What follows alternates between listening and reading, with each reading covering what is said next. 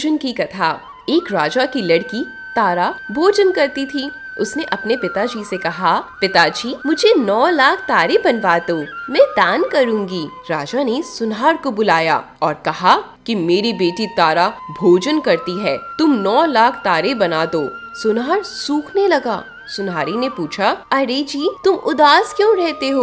उसने कहा, राजा ने 9 लाख तारे बनाने के लिए कहा है, मैं कैसे बनाऊं? मुझे तारे बनाने नहीं आते। राजा जी की बात है, जन बच्चा कोलू में पिलवा देगा। सुनहरी ने कहा, इसमें परेशान होने की क्या बात है? गोला सा पतरा काट के कलिया काट देना, राजा ले जाएगा। सुनहर ने ऐसा ही किया। राजा ले गया। राजा की लड़की ने 9 लाख तारे और बहुत सा दान दिया। भगवान का सिंहासन डूलने लगा। भगवान ने कहा, देखो मेरे नेम व्रत पर कौन है?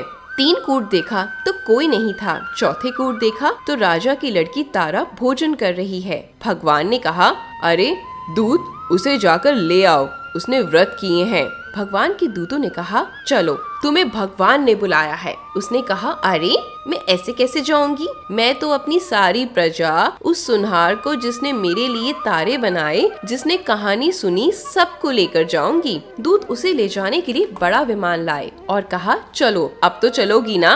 वे कहने लगी, हाँ अब मैं जरूर चलूंगी। सब विमान में बैठकर जाने लगे। रास्ते में उस लड़की को अपने ऊपर अभिमान हो गया और कहने लगी, अरे अगर मैं तारा भोजन व्रत नहीं करती तो इन सबको स्वर्ग कैसे मिलता? इन सबको स्वर्ग मेरी वजह से ही मिला है, नहीं तो ये धरती पर ही सड़ रहे होते।